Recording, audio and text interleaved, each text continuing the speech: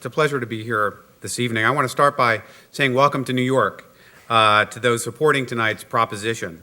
While neocons and liberals alike down in the Beltway in Washington and from other places around the country debate the theory and these concepts of grand strategy to do with China, we here in New York have been working very, very hard, of course, in our many professions to try to understand the nature of its reform, its growth, and make sure that we benefit as a nation from what's the epic changes taking place in this country, making sure that we don't gauge China against the abject failures of 30, 40, 50 years ago, some of which have already been cited, but instead recognize that China is not at all standing still and is very much a work in progress.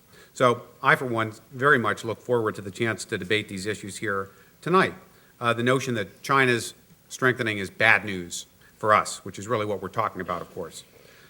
China's boom is essentially economic at its core.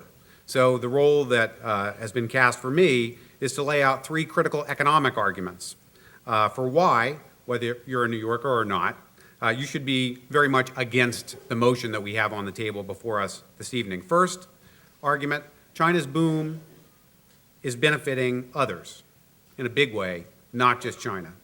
Secondly, that its growth is very much helping its people, not repressing them, and thus mitigating in an important way many threats that we'd have to deal with if China were not growing.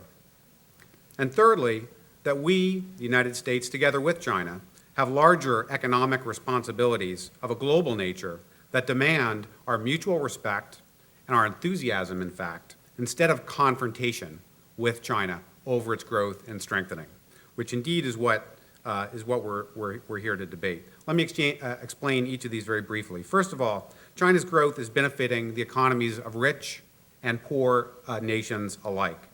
Japan, with merely 40% of the labor force that the United States has, exports $10 billion worth of goods to China every month. The United States only exports half that amount. Germany, with a mere 1/4 of our labor force, has run a net trade surplus with China over the period 1992 to today. The point of this is China is not an economy that is closed to rich world exports at all. It's very much open to them. Developing nations in Southeast Asia, in Latin America, in Africa are also benefiting in a way the World Bank couldn't have imagined a few years ago from China's dynamic growth. It's embracing China as a new destination for exports. Even Taiwan, that's of such concern to us all here at this table, is in fact enjoying a $66 billion a year trade surplus with its arch enemy, the People's Republic of China. A trade surplus which has grown from 14 to 40% every year of this decade so far. Taiwan, in fact, is moving away from the attitude behind the motion on the table this evening, away from confrontation and toward a working out of things in a peaceful manner, a deepening and integrating its economy with the mainlands. Bottom line, our fortunes here depend on what we do, on how we compete with China, not on what China does. We should spend more time competing with Germany and Japan, in fact, for the Chinese market, and less time blaming China for all of our troubles. Of course, the United States is already a major beneficiary of China's economic activity. If we cut off all trade with China tomorrow, we would create very few American jobs. We would import practically everything we import from China, but from other countries at a higher price, which wouldn't really benefit anybody in this country. Second major argument I want to make.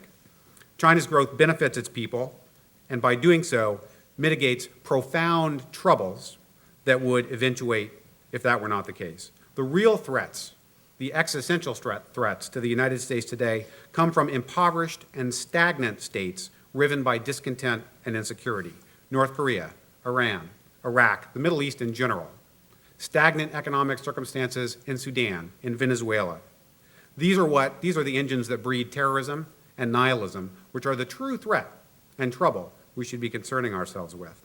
China could have been among those.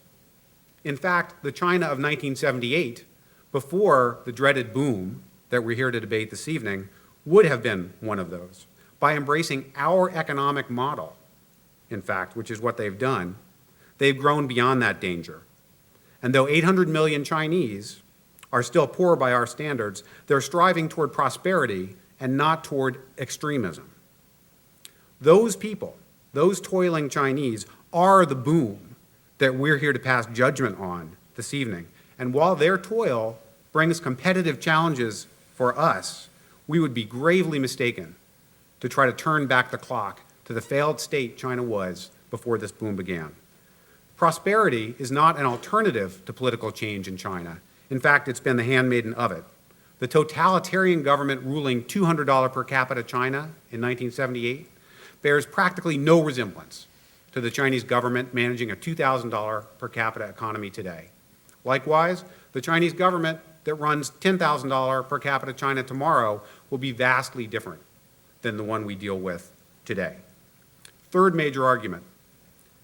Beyond our narrow economic interests and theirs lie global economic responsibilities that must be addressed cooperatively. Tonight we're debating whether the benefits of a stronger China are worth the trouble it brings us along the way, or rather, whether the troubles of a stagnant China would suit our interests better. Because that's really the question.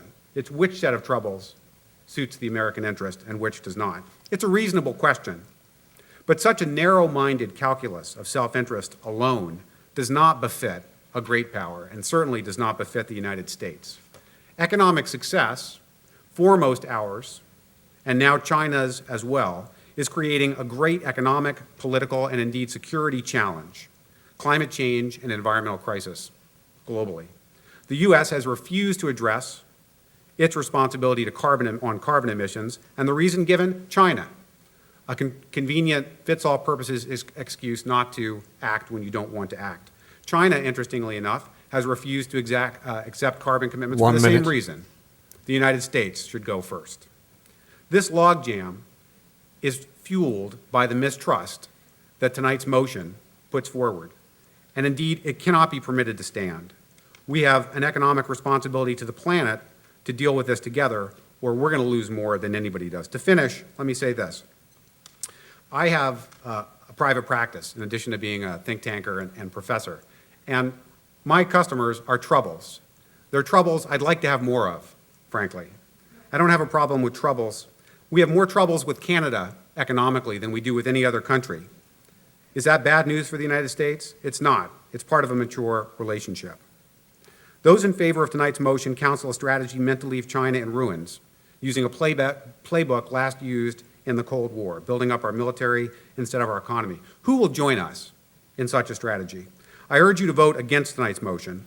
The troubles of a stagnant, unbooming China Daniel Rosen, your time is up. far outweigh Your the time is challenges of its growth. Thank you.